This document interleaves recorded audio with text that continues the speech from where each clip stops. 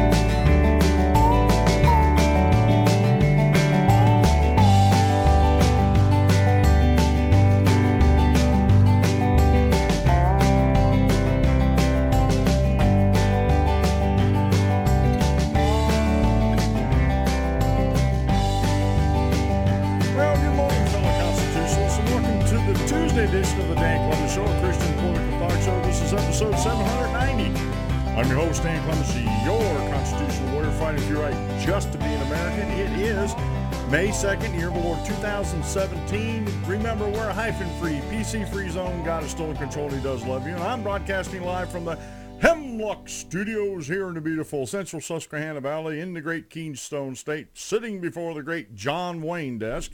And hopefully today finds everybody well out there. I want to thank everybody who has been actually helping me grow the show. My listen numbers are staying up in the multiple hundreds. I know some people think, well, that's not very much, but for me, that's an accomplishment. My listener numbers on Blog Talk Radio are staying up in the multiple hundreds. I'm getting more viewers of the videos. Hopefully that's because the quality of the videos have actually been coming up. I haven't had the issues. Thank God I haven't had the issues when broadcasting as I have in the past. That sort of made it, and this still is an amateur production. It really is.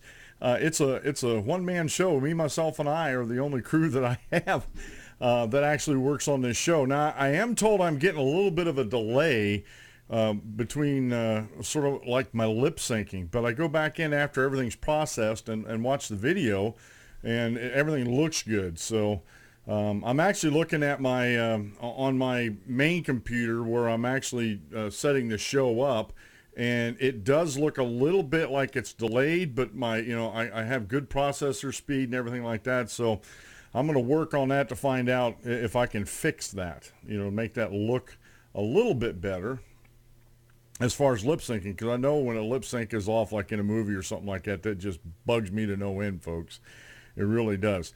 Yesterday on the show, we talked about climate and everything, and we talked about, I entitled the show, Watermelons Marching on America, and so far I haven't been demonetized for that title yet on YouTube, although, like I said, I'm getting some good watch times on some of my videos, especially, and I just want to recap a story. Last week, Huffington Post was running a story about, Dave says, just a fraction of a second delay. Okay, I think we can live with that. Well, last week, Huffington Post ran a story about, actually it was, it would have been last week. They ran a story about an interview an AP reporter, White House correspondent, Julie Pace, had with President Obama. They put out a transcript, and that's the only thing that's been put out. I've made several contacts. I've quit trying to contact them. I'm not going to hound them. I've made several attempts at contacting Julie Pace, AP, and even the White House. And the White House may not even have access to the audio. I'm not sure. But I made those attempts. No one's gotten back with me. And my problem with the story was there's no way to confirm that's exactly what Donald Trump said. There's no way to confirm that. There's no way to verify, in other words, have a second source confirmation. We just have Miss Pace's, and I'm not trying to cast aspersions on her and saying she would do a bad job or lie about it, but Folks, we're in a very politically hostile environment here in the United States. And if we don't take the time to source our information and back up what we say is true, then folks aren't going to believe in us and believe what we say. And quite honestly, the lamestream media has a lot of bridge building to do. They burn a lot of bridges with all their fake news and their fake reporting, reporting facts that were not in evidence, reporting facts that they agreed with, especially when it came to this presidential election. They had Hillary so far ahead in the polls and saying that there was no way that Donald Trump could ever catch up and win, that she's pretty much laid down on the job from what this article I shared with you guys yesterday. Just I didn't share it. I told you it was on there. Wasn't really going to talk about it a lot. But it just seems like she just gave up and quit because she was so far ahead. Why work? Why work any harder? And it turned out that the whole narrative was fake. So the lamestream media has a lot of bridge building, in my opinion, to do. And I believe in order to forestall any other misunderstandings in the news or have your articles or your commentary talked about as fake news, I think what has to happen is you really need to source your material. You really need to do that. The budget bill is in the news, okay, and we're going to read this article and read not all of it, but some of it. Massive spending bill fails to meet conservative priorities, and this is from Daily Signal. Justin Bogey and Rachel Gressler penned this yesterday, and I've been watching the news, listening to it, and a lot of it falls short of expectations. Planned Parenthood is still funded. National Endowment of the Arts and public broadcasting and everything is still funded in this bill. And now I don't want to be unfair here.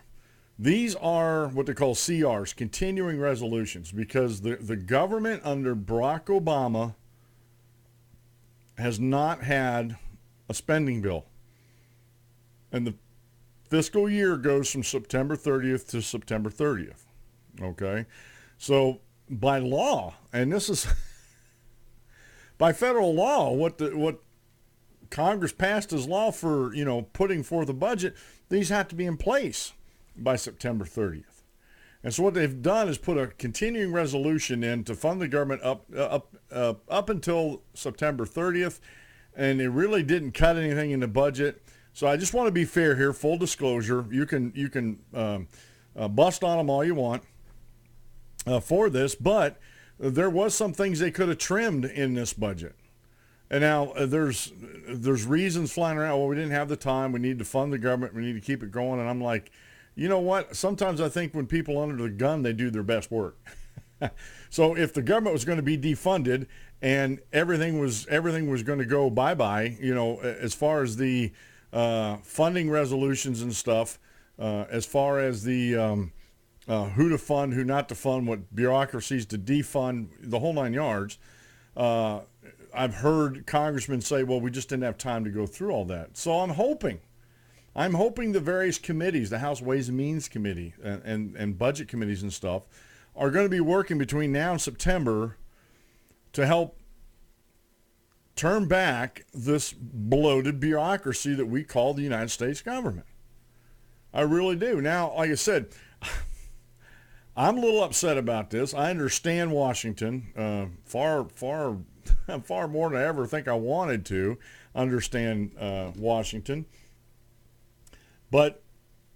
And I'm not giving them a pass. I am not giving the Republicans a pass. They could have done some things in this continuing resolution to start working towards some of their, and folks, this is the thing. I get after the anti-freedom crowd out there that calls the health care repeal and everything Trump care. And I correct them, and I get blasted for correcting them. I said, it's not Trump care. Trump hasn't signed a thing yet. I said, this is Ryan care. This is something that came out of the House, this monstrosity, this new, replacement bill. And so it's Ryan care. And I get blasted for, well, no, Trump, this is a Trump initiative, blah, blah, blah. It's like, well, excuse me. Fair's fair. And I get accused of being a Trump supporter all the time. And I'm not. My purpose, this is a Christian political commentary show. It's a talk show. My purpose is to try to be fair. And if I see something, and folks, trust me when I tell you, I hated bullies when I was in school. I still hate bullies. I don't like bullies. I don't like people bullying people.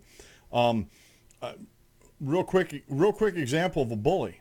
When my wife had some surgery on her leg, and we didn't have insurance at the time to cover it, and we made a deal with the hospital that we would pay the bill out of pocket, so we were making monthly payments on it. And this is something I've been in discussion with the anti-freedom crowd on Twitter, at least, about this. And I said, this doesn't cost you anything. We're paying the bill, and the bill got paid.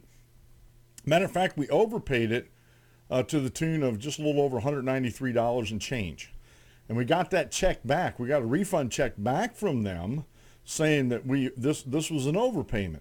But in the meantime, somebody in their collection office or somebody in their billing office made a mistake and sent that $193 and change out to a collection agency. And they've been hounding us, and we've been telling them that we don't owe this. They sent us this back. I said, you need to get back with Evangelical.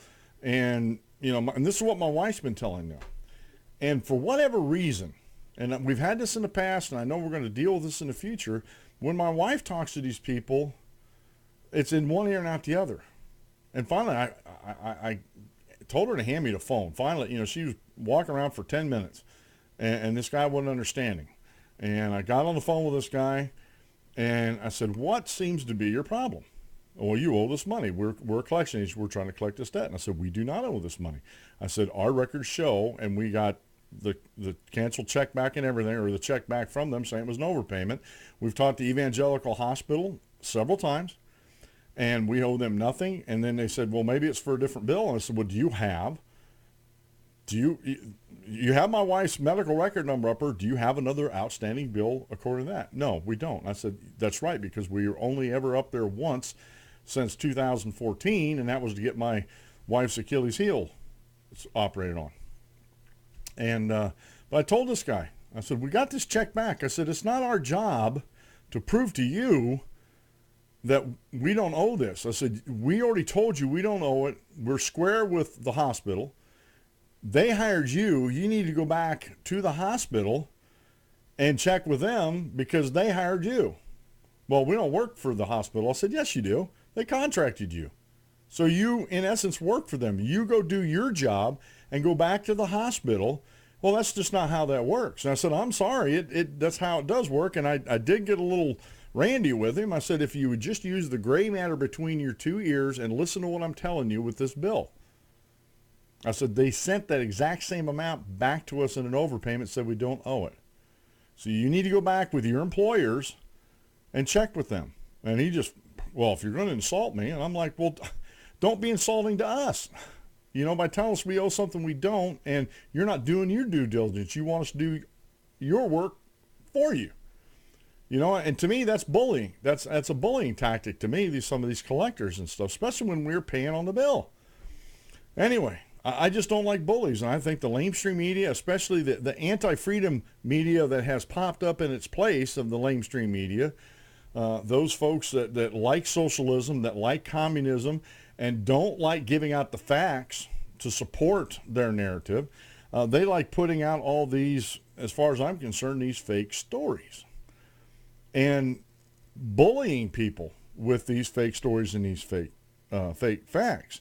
And so it's amazing to me how these people view the banking industry, how they're viewing the budget. Like I said, I like to be fair. I don't like to see people bullied on, and I think the lamestream media and the anti-freedom media out there is bullying Congress. Now, there are some, like the Daily Wire, Daily Signal, Daily Caller, I like all these daily things, that are putting articles out. I think they're more fair about it, and they sort of take a stance with me that look, we haven't had, and the Democrats, honestly, I don't want to hear a single word out of Pelosi and her ilk out there about budgets and continuing resolutions. They had, honestly, go back and look, folks, they haven't passed a budget in how many years now?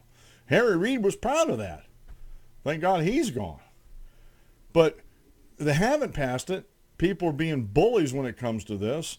And I understand about continuing resolutions. I think people need to educate themselves. Now, they could have cut some stuff out of continuing resolutions, but they didn't. All right? And I'm going to nail them for that because they should have. They could have. They could have started showing the American people, this is where we're going to start. And although this isn't the budget, this continuing resolution, this is where we're going to start and start defunding, especially Planned Parenthood. They could have signaled to the pro-life crowd out there that we're on your side, and one of the things in this continuing resolution is that we're going to defund Planned Parenthood. Now, for whatever reasons, the Republicans in the House and the Senate are still afraid of the Democrats when the Republicans definitely have the numbers. And quite honestly, bipartisanism is what's killing this country. Compromising your principles. Folks, as a Christian, you do not compromise with the devil, period. End of story, move on to the next paragraph, next chapter. You do not compromise with the devil. I'm not calling Democrats devil, but you have to stand up for your principles. And if you keep telling people that you're pro-life and you're smaller government and you're fiscally conservative, prove it. Don't just say it, prove it. And by not even giving the American people an inkling of where you're heading to with this continuing resolution and with the budget, you're just giving fodder to the anti-freedom media out there, and you're just giving fodder to your opponents in Congress.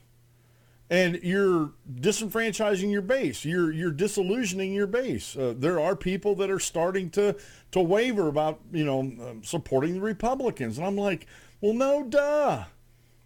The Republicans aren't standing on principle. They're not standing. And you know what? All they got to do is stand on the Constitution. When they get questions about the EPA. My first question to these people that support the EPA, prove to me with the Constitution that the federal government's allowed to have this power, that the states granted the federal government the power to watch over our environment.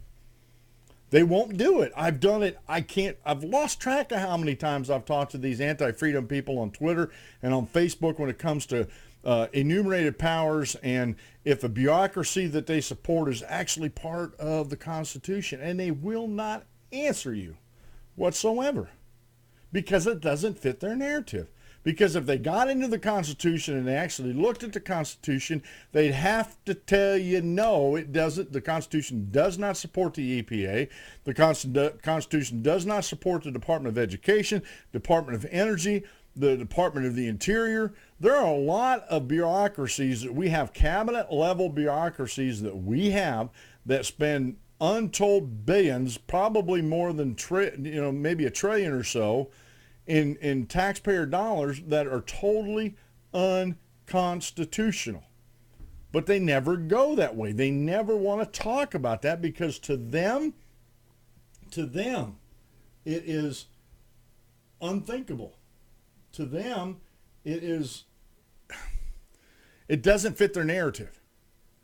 It doesn't fit, like with the watermelon conservationists, the communists out there that have wrapped themselves up in the green movement. That's why they're called watermelons. That's why I call them watermelons. And it's not original to me. The first time I heard it, Rush Limbaugh, I think even Rush Limbaugh might have coined the term. I don't know. But it's not original to me, but it's a very descriptive term. It's communists that wrapped themselves up in the green movement. And they don't care about the facts. All they care about is control. The one thing you have to get into your minds, folks, when it comes to the anti-freedom crowd out there, is they want control of your life. They absolutely want control of your life.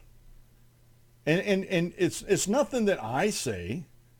I'm just pointing out facts. I'm pointing out facts by what they do. We talk about the Antifa movement out there. They want to control the narrative when it comes to free speech. The Antifa, if you don't know who they are, they're anti-fascists in the country. But the problem is with their movement and what they say they are, they're actually the fascists. They want to control things. They don't. And this is the funniest thing. I laugh when I hear it all the time. Howard Dean and Joe Biden and some of these other politicians talking about, well, that's hate speech and that's not part of free speech. Who died and left them to arbiter what is speech and what is not speech? Freedom of speech is speech. When our founding fathers quantified that and put that in as something that's protected from intrusion by government, doesn't matter if it's federal, state, or local, intrusion by government, they didn't go in there and say, well, this type of speech here is accepted and this type of speech is not accepted and here's why. They didn't do that. They were smarter than that. They said free speech. Doesn't matter if you agree with it or not. You cannot, I cannot, and you cannot, the government cannot stop somebody from speaking their piece, is basically what free speech is. A lot of people make it more complicated than what it is.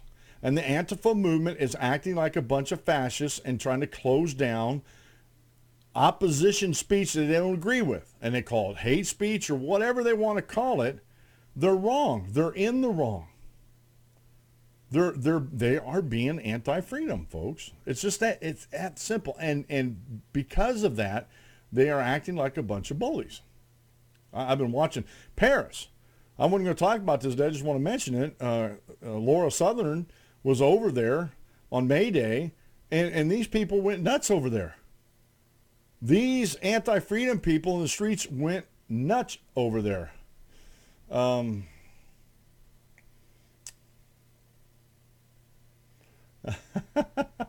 Well, and there you go. See, Dave said research the term watermelon was used to describe Korean communists in the 1950s. Fidel Castro's communist revolution in Cuba saw the use of the term watermelon in the early 1960s. El Salvador in the early 1980s saw the use of watermelon directed at social democrats whose colors were green and red. And I think it's, thanks, Dave. Dave brought that up in the chat room. I think that's applicable to when you're talking about these communists in the environmental movement. I think it's a very descriptive term. It's communism has always been associated with red or pinko. I'm showing my age. I'm going back to Archie Bunker, folks. And I remember watching Archie Bunker when it was live on TV, folks. So, but pinkos, and it does. It describes them. The climate. Again, in the we talked about this yesterday. How many communist flags did you see flying in? And this is the funny thing about it. They were red flags, and if you got up close and looked at them, you seen like a negative of hammer and sickle up there. The video I shared yesterday, the guy in the T-shirt with the hammer and sickle. We need to communize the production. The means of production in the country. And I bet you if you really sat down and talked to me, he'd have no clue what he's talking about, honestly. And I think, and this has been my experience with most of these folks. So it does. It makes me laugh when I see these people talking about these things. And we have examples going around the world of socialism and how it's not working. I want to talk about that a little bit here in the show. Today's show is being brought to you by Bluehost. That's the hosting service I go through at the danclemenshow.com website. They are a WordPress-ready website, and right now they're running a special at $3.95 a month to get started. And they're fantastic people. I'm not, knock on wood, I haven't had any problems with them. The website's always been up and running. When I have an issue that I can't fix, I can email them or go on live chat, and they can help me fix it. A lot of times, it's just a plug-in that I put in that isn't working, and usually what I do is, and I don't do a lot of rearranging of plugins, folks, but if I put a plugin in and all of a sudden my website's not working, I take it out. If my website starts working again, I know that, and it's real easy. I know that plugin's not working. So if you like the danclemenshow.com website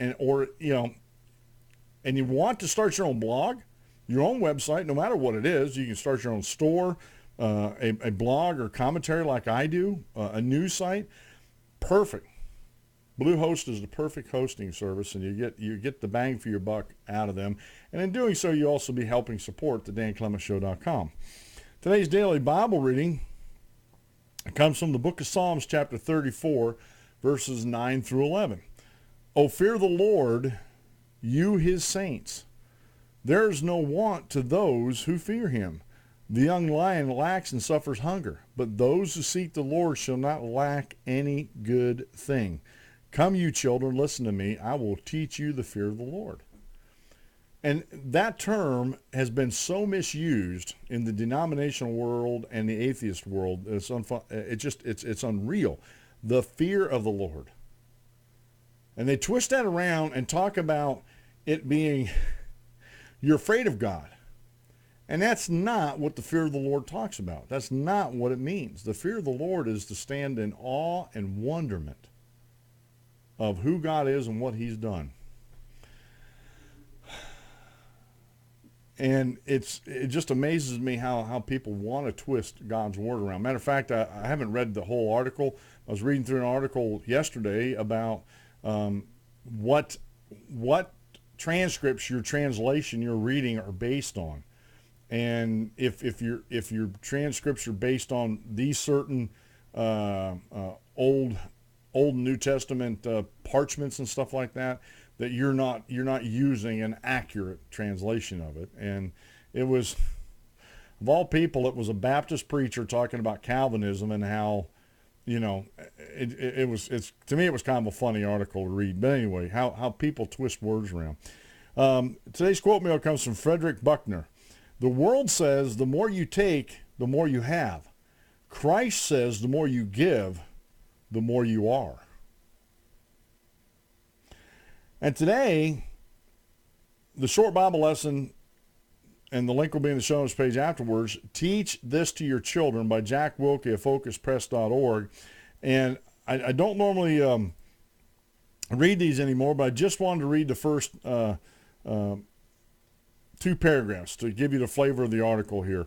It's all relative these days. Men can be women and women can be men, or they can switch back and forth minute by minute. That's called gender fluidity, folks. People can decide what race they are. People can decide what age they are. Who are we to disagree or say they're wrong? That would be judging people, and the only thing that's wrong is to judge. So the wisdom of today's world says. One example that's getting a lot of press in his new Netflix show, Bill Nye Saves the World. Nye dedicates an entire crude, blasphemous episode to promote the idea that gender is not a male-female distinction determined genetically by our chromosomes, but a broad spectrum that includes all kinds of sexuality.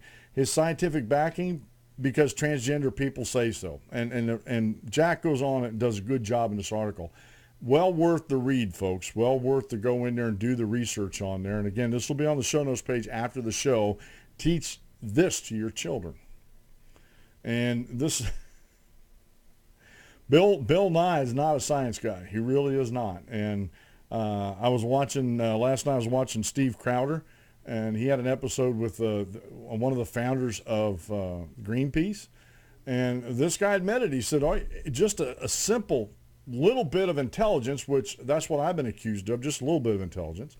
You can understand climate change, and you can understand how these climate models aren't working. And I shared with you yesterday about how NASA scientist says the mathematics just isn't there yet to predict anything on a climate scale, let alone on a local scale, which is true.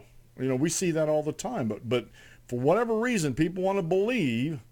And here again, the anti-freedom crowd has people believing in facts that just are not in evidence, trying to scare them. And they're very effective at using scaremongering. And to define terms, Dave's sharing them with me. A pinko is a slang term coined in 1925 in the United States to describe a person regarded as being sympathetic to communism. They may not be an outright communist, but they're sympathetic to it. And we have a lot of those today, folks. That we really do. But I don't want to get into name call. I just, I use these as descriptive, like watermelon. It's a descriptive term that I think fits with the environmental movement. And I include the climate in that environmental movement. There are too many communists that see the opportunity to control people through the environmental movement. Because with a communist, it's all about control. Okay? With socialism, it's all about control. I want to talk about banks and everything today, but I got to get to this one article about Maduro, and this is, to me, this is very, very telling. And I got a question for my anti-freedom folks out there that support socialism, fascism, communism, progressivism, all those type of isms. And this is an article from the Daily Wire by Joshua Yasmi. With his people eating dogs, Venezuela's president just raised the minimum wage. Now, this has been going on for years. Hugo Chavez started it with nationalizing the oil, and nothing was done. The people didn't do anything. And as he continued to nationalize things, the less things people had. And the less things people had, the less money they had, because it was costing them more to buy everything. Inflation is in the double digits down there and climbing. The currency in Venezuela is worth nothing. It's worth less than zero. And we have Maduro stepping on the accelerator to ruin here with this minimum wage. Venezuelan President Nicolas Maduro is desperate to put the brakes on a mass protest movement that threatens his absolute rule. As a woke socialist, WOKE, Maduro did what every armchair liberal economist has advocated for. He raised the minimum wage. And this is what's happening in our country. We have these armchair liberal economists out there saying, oh, we just got to raise the minimum wage. They'll have more money. Nancy Pelosi's even said this. They'll have more money to spend, which will increase in, the economy, and everything will be just, blue skies and rainbows. Okay? And that couldn't be further from the truth. Every place in this country where minimum wage has been raised, like Washington, in Washington State, Seattle, Oregon's done it, California's doing it. Every place has raised the minimum wage. They've actually caused more unemployment. But Maduro's doing this as a candlestick to put out there for his people. Oh, I'm raising the minimum wage so you can make more money. Okay, you're going to make more money so you can buy more things, but that's going to make things cost more. There's a cycle here that you get on this treadmill, and it'll never end, folks, if you don't get people off this treadmill and if you don't get these governments off the treadmill. On his regular television show, Sundays with Maduro, that sounds funny to me, the president ordered a 60% increase in the country's minimum wage starting Monday, reports the Associated Press. It was the third pay increase the socialist leader has ordered this year and the 15th since he became president in 2013. Taking the country's skyrocketing inflation into account, a 60% increase only puts the minimum wage at $3 a day. With the latest wage increase in mandatory food subsidies, the minimum take-home pay for millions of Venezuelans now stands at 200,000 bolivars a month, or less than $50 at the widely used black market rate. That's a month, folks. We're talking about one of the most resource-rich countries in South America, and these people are now living on $50 a month because of the government actions, because of socialism, because of collectivism, because of the communization of the means of production, where they can't even produce toilet paper to wipe their heinies. And we have people in this country. We have the anti-freedom people in this country that want us to go this way. Bernie Sanders wants us to go this way. An avowed socialist. And we have, and I'm going to use a term here, young minds full of mush soaking this stuff up from these socialists thinking it's okay. Well, sounds good to me, man. That's just fair. That's fair. We got to stick it to the big man. And that leads me into my next story here, folks. We are, and this is something that the left never gives up. And I shouldn't say the anti-freedom crowd never gives up. They're relentless in trying to control you. That is their driving force in life. That's their goal. That's on their mind 24/7, to control things. They don't like freedom. They think freedom is messy, that we need government regulations to protect everybody. Dave said he's not going to research the etymology of heine. But I think everybody knows what we're talking about. Our posterior, our derrieres. our buttocks. There's a bunch of words for you there, Dave. And the anti-freedom folks out there are just unreal in their relentlessness when it comes to these things. And that's why I started going again. That's why I started doing this this thing with the Overton window. We're talking about more freedom, less freedom. Because as you've seen, those that purport to be on the right, conservatives in Congress, they can be less freedom too. With their budgets, with their supporting of Planned Parenthood still, with not being what they're supposed to be as far as protecting the young, the unborn.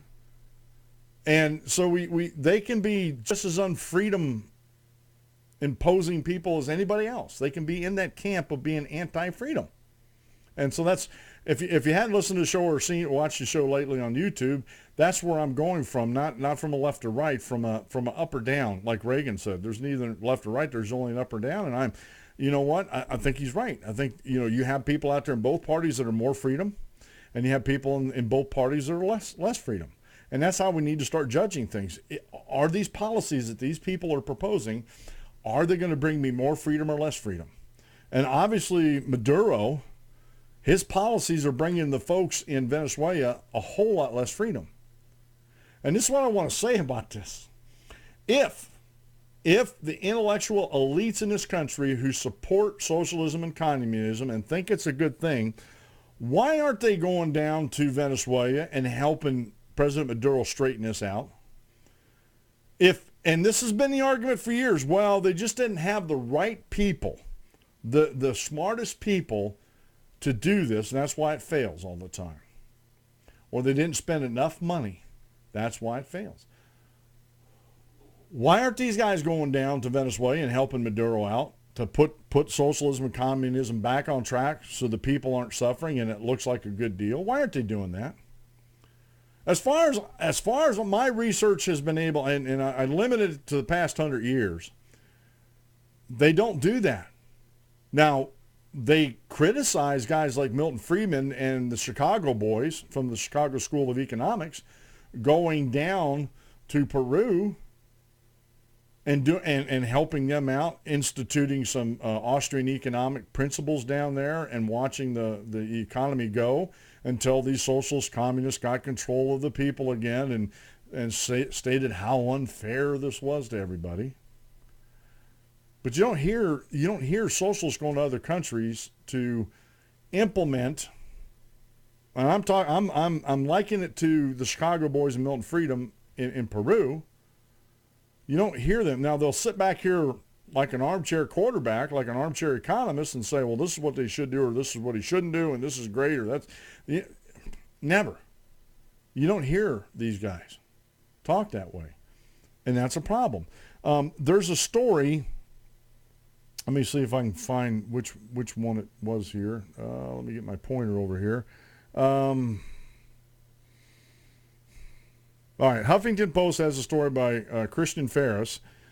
Cities, too, can be victims of housing discrimination, the Supreme Court rules.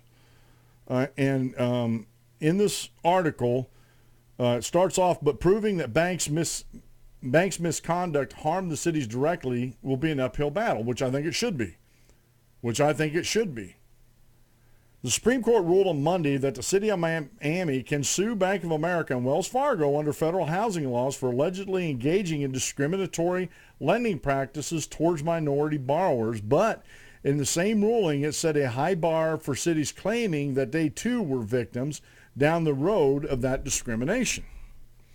In its lawsuit filed in 2013, Miami contended that the two banks targeting of prospective Black and Latino homeowners for riskier, less favorable mortgage loans ultimately drove a wave of defaults, foreclosures, and a fall in property values in the city. As a result, Miami argued it was left with less tax revenue and a rash of blighted homes that forced it to funnel more municipal resources into the affected communities.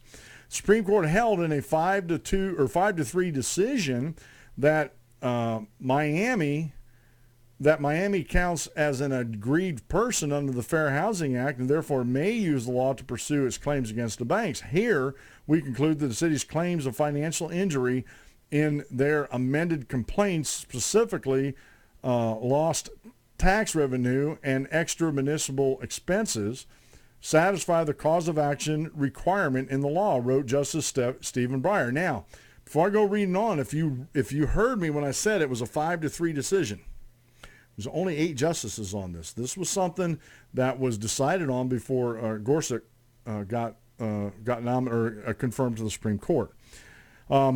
He explained that other localities and nonprofit groups had previously been permitted to rely on the Fair Housing Act to sue over financial injuries, and that Congress had nonetheless chosen not to rewrite the law to prohibit lawsuits by such entities. Breyer was joined in the majority by Chief Justice Roberts and Justice Ruth Bader Ginsburg, Sotomayor, and Elena Kagan. A host of civil rights groups, localities, legal scholars, and the Obama administration supported Miami's stance in the case. The ruling, however, wasn't a slam dunk for Miami.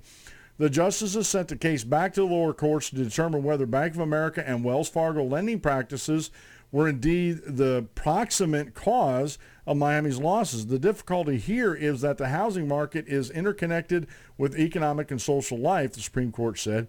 Acts of housing discrimination may have ripple effects far beyond what Congress intended to address in the Fair Housing Act. Nothing in the statute suggests that Congress intended to provide a remedy wherever those ripples travel, Breyer wrote, and entertaining suits to recover damages for any foreseeable result of an FHA violation would risk massive and complex damage litigation. In separate opinions that partly agreed and partly disagreed with the majority, Justice Clarence Thomas all but predicted that Miami won't be able to show that banks' lending practices led to its troubles, largely because there are far too many other factors separating cause and effect. In light of this attenuated chain of causation, Miami asserted injuries are too remote from the injuries conducted. Injuries conduct it has alleged, Thomas wrote. In his view, the city's diversion of more municipal resources to certain neighborhoods had nothing to do with preventing housing discrimination, which is a purpose of the Fair Housing Act. So he goes on to talk about that. Now, I have a let me see here. That's not it. I do have one in here. Okay. Bank of America versus City of Miami, facts of the case. And this is off of a website called OYEZ.org, O-Y-E-Z. Okay. And it basically breaks it down. I have a copy or a link up in the show notes page, or we'll have it after the show, of the actual 26-page PDF that I skimmed over last night just to get my brain wrapped around this whole thing. The City of Miami sued Bank of America Corporation and similar defendants under the Federal Housing Act and argued that the banks engaged in predatory lending practices that targeted minorities at high-risk loans, which resulted in high rates of default and caused financial harm to the city. Now, let me stop it right there. If you've been following the housing bubble, which broke about the same time as President Obama became president, the biggest, not the only, but the biggest contributing factor to the housing bubble bursting was the subprime mortgages and also what they call redline laws or redline mortgages, where the government, through the Fair Housing Act, we're talking about the Fair Housing Act here, forced banks to make these risky loans to these folks in these neighborhoods. I don't care what your race or skin color is. I was offered, when we bought this house, I was offered a subprime mortgage. And I asked her what is a subprime mortgage? She told me how it works. And I'm like, and my first response is, do you got people who actually take these things? And she goes, yeah, we do. And I'm like, I don't want nothing to do with it. I don't want to get anywhere close to that. And we went with a traditional fixed rate. And I know I pay a little higher in interest rates for it, but we have a traditional fixed rate mortgage. I know what my payments are every month. I don't have a balloon payment in a certain amount of years. And I'm perfectly happy with that. And I looked at that and I thought, and if I'd have taken that load and got in trouble, I could have said, well, they were hoodwinking me. They snookered me. They were being predatory. And the problem with that is you can't have the government make a regulation like the Fair Housing Act that says you have to loan this, banks have to loan this money to these people that wouldn't otherwise qualify, and then come back and allow municipalities and people to sue the banks. The banks have been put in between a rock and a hard place. They really have.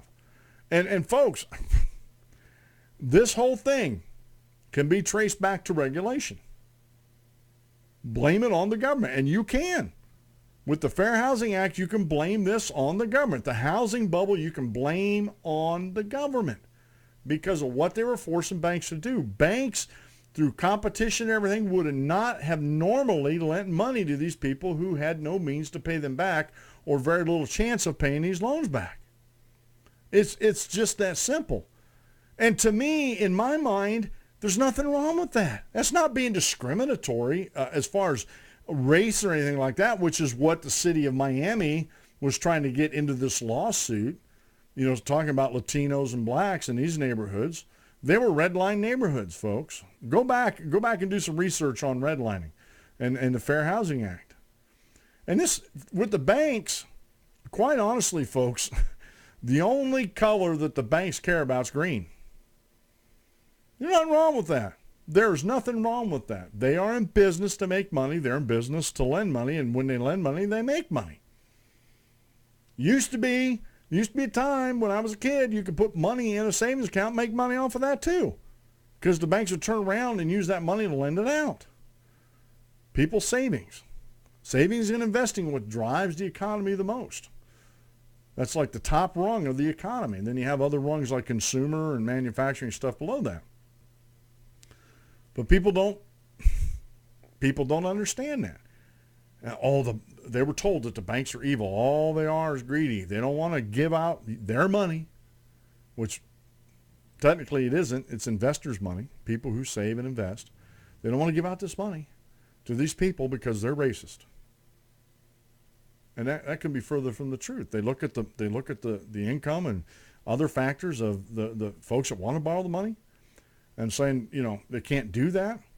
When they were forced to do it through redlining, the only way they could do it was relaxing the requirements, the paperwork requirements, and also to help them to be able to at least afford it for the first. I think most of the subprime loans were 5 or 7 year balloon payment. And someone can correct me if I'm wrong, but in order to lend this money, they had to make it easier for folks. They had to make it easier for folks to actually borrow the money. So they had to reassign these loans, which to me was ridiculous to begin with, and then they're accused of being predatory. They really were. Folks, we have a caller on the line. Remember, caller, this is a family show. And state your first name and where you're calling from. Good morning, caller. How you doing today? Good. How are you? My name's Dave Davidson, and I'm calling from Boston. Hi, Dave. How you doing today? I'm doing well. Thank you so much. I actually also have a show just like you, and I'd love to have you on as a guest, please. All right. We can probably do that. What's your show about? Great. The show is called Cock Talk, and we talk about the man's penis. So tell me a little bit about your penis, please. And there we have it. You got these trolls out there. You got these trolls out there that have nothing else better to do than to call into shows and cause trouble. It's ridiculous, folks, how some of these whether I don't know if it's even his real name. It's ridiculous how some of these people spend their time throughout the day. It really is. And I do apologize to my listeners to have to hear that. I do not have a call screener, and I do like taking calls. And this is one of the downsides of not having a call screener. And so I do apologize for that. Like I said, I'm very careful about my calls, and I thought maybe this was a legitimate call, and it wasn't. He was trolling and trying to make himself look better for whatever reason. Okay. Let's get back to the banks and everything. So this is coming up. This is a Supreme Court decision that was handed down. This is pre-Gorsuch. It was because there was only 8 justices on there, so that's a real big indicator there. You can go read the opinions, especially at this the site OYEZ, OYEZ.org. They're linked in the show notes page. Will be on there. They have links to the dissenting opinion and the other opinion. The questions in this: does the language of the Fair Housing Act that limits standing to sue to aggrieved persons mean that Congress meant to impose a more narrow standing requirement than that in Article 3 of the Constitution? And 2, does the proximate cause standard in the Fair Housing Act require that the plaintiff show more than the possibility that the defendants could have foreseen the harm that occurred through a chain of consequences? So you have that there. And just let me see, caller from 212 area code. I'm not taking any more phone calls this episode. I've burnt once already. If you want to really call me on the show real quick, send an email. Go to the danclemershow.com, hit the contact page, and send an email with your contact information and a phone number I can call you at, and I'll talk to you before I'll let you on the show. I do have some other callers. And I'm trying to start up a database with telephone numbers, but it's hard for me since I'm the only one doing all this. So, anyway, so that's what they're talking about in this court case, Bank of America versus Miami, and they did get it. I was surprised that Huffington Post actually got it right because of their actual leaning bias and stuff. So it's just one of those things you have to be looking out for, and this is one of the things that can be twisted in the narrative, that all the banks are bad, and that's what a lot of people out there think. The banks are bad, they're just in it for the money, and big business is bad, business in general. There's a lot of people out there think business in general is bad because people are just in it for the money. I don't know about you, but how do you support your family if you're not making money? How do you as an employee get a job if the business you're wanting to get a job in isn't making money? And you think it's bad for that business to make money. You start with the minimum wage. We talked about that earlier in the show. You take and start increasing the minimum wage. How does that help people entering into the job market? Because you're pricing them out of the job market. And I have my morning thoughts video talking about this, the 15-hour minimum wage. Are you worth it? And again, is it worth the employer to pay you $15 an hour to flip burgers? And trust me when I tell you, folks, and I'm not saying these people at the convenient, like Burger King and McDonald's and Wendy's and stuff like that, aren't trying to do their best. Okay, maybe they weren't coached right. I don't know. But almost not every time, but too many times to be acceptable for a business to do, they've made mistakes on my orders. And I've heard other people talk about the same way. So if they're continually making mistakes on orders, then why do they deserve $15 an hour? It's an entry-level job. It was never meant for people to support themselves at all. You want to support yourself, and you want to make more than minimum wage, which I think even the minimum wage we have, $7-something an hour, is too high. But be that as it may, if you want to make more than let's say $7.50 an hour, go get some skills. Go to trade school, go to college, whatever, or trade. I'm bigger on trade school. Go to trade school and actually get the skills you need to command a higher wage, and you'll get the higher wage. You'll work for it instead of being given to you. All right. Let's see here. What I want. We only have a few minutes left here.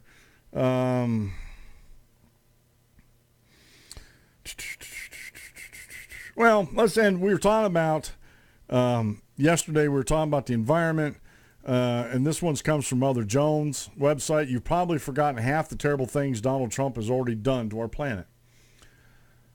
Again, you have the anti-freedom crowd out there that want to control you and control things. And the only thing Donald Trump has done so far, especially with the EPA and some of his executive orders, is roll back duplicate regulations that does nothing but harm businesses, make things cost more, which makes consumers pay more out of their pocket for things. And I've said this before on the show, and I'll say it again. All 50 states, and I'm pretty sure the territories that the United States control, at least I know the 50 states do, have a Department of Environmental Protection of their own. Pennsylvania certainly does. Ohio does. Pretty sure Tennessee does. I'm pretty sure Dave told me they have one down there. And a lot of what the EPA does is a duplicate over these state regulations. And what happens when you have a federal agency, and unconstitutional by the way, but the way things are working now, when you have a federal agency that is actually making law that duplicates a state law, their law is for all the states, not just that particular state. And there are some environmental concerns up here in Pennsylvania that folks down in New Mexico or Texas may not have to deal with, and vice versa. And so the Environmental Protection Agency in Pennsylvania is concerned with the unique environment that is Pennsylvania within our state borders. Sounds reasonable to me. Sounds like one of those things that the state should be doing, not the federal government. And if you, like I said, again, if you look at the Constitution, everything in this article they're talking about here, not everything, but a lot of things what they're talking about here is unconstitutional to begin with. So I think we should start there. We should start at a constitutional standpoint when it comes to regulations like from Mother Jones and these other folks. So we see here, like on January 20th, within moments of Trump's inauguration, nearly all references to climate change disappeared. That's because human-caused climate change is not settled, even though people say it is, even though folks like Bill Nye says it is. It's not. So why use a false term? I'm on President Trump's side when it comes to that. And I'm just going to share a few of these with you. January 23rd, the EPA received a gag order on external communication, including press releases. Well within the powers of the executive branch to do, because this is an executive branch bureaucracy, unconstitutional, mind you, okay? January 24th, within days of becoming president, Trump signs an executive order that reversing environmentalist hard-won efforts to block the Keystone Dakota access pipelines. On the same day, Trump met with 3 Detroit auto industry executives and promises big regulatory rollbacks. Again, they're talking about EPA regulations that have crippled the auto industry, made it more expensive. Has anybody priced a new pickup truck out there? I have. I'd like to get one. I'd like to get a nice Ford F-150. Doesn't matter. I'd like to get the one with the diesel in it, but I'm not sure about that. But anyway, you're talking like a 4-door, something you can carry a family in, do a little traveling if you have to, pull a little camper trailer if you want. You're talking between, depending on the things you get on it, you're talking anywhere from $35,000 to $50,000, depending on the package you get. I didn't pay that much for my house. I got a 3-bedroom, 1.5 bath house on, fairly decent sized city lot. I ain't pay that much for it. I know it's a fixer-upper, but it's livable. It's amazing to me. And again, it's an unconstitutional agency that they're complaining about. March 16th, Trump proposes slashing the EPA's budget by 31%, as well as cutting spending on climate change programs across State Department, NOAA, NASA, and the Interior Department. We're not spending money on that anymore, says the White House Budget Director Mick Mulvaney during a press briefing. Again, it's an unconstitutional bureaucracy that shouldn't have got funding anyway, should not have been started by Tricky Dicky anyway. We're talking about Richard Nixon. Should not have been started by Richard Nixon. So, again, where is your constitutional standing for the EPA? And they keep pointing to this, folks. They keep pointing at this as, well, he's just ruining the environment. Again, the same thing, and we're coming down to the end of the show, the same thing I argue about when it comes to insurance as I do for Show me the Constitution where the government should be governing anything about that. Please. Folks, this has been the Dan Clemens Show. I'm your host, Dan Clemens, your constitutional lawyer. Remember, you aim at nothing, you hit it every time. Have a great rest of the day, folks, and God bless. And we'll see you tomorrow noon. Tomorrow, we're going to talk a little bit about tyranny. I don't mean to laugh about that, but we're going to talk a little bit about tyranny. God bless. We'll see you tomorrow.